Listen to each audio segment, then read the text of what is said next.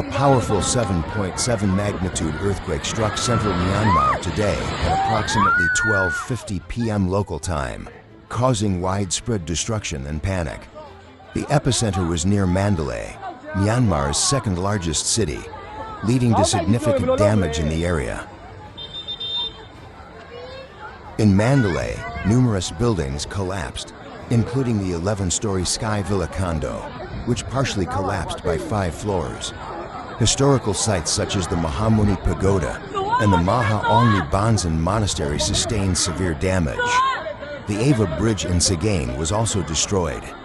Casualties are mounting, with at least 103 deaths and over 300 injuries reported across the country.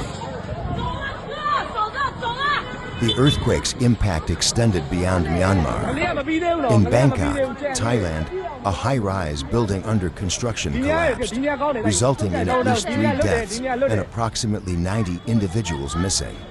The Thai capital has been declared a disaster area with ongoing rescue operations. Local sources report that many residents remain trapped inside the debris, prompting urgent rescue efforts. However, challenges such as a lack of manpower and insufficient rescue equipment are causing delays in the operation. Efforts to free those trapped are ongoing, but the situation remains critical.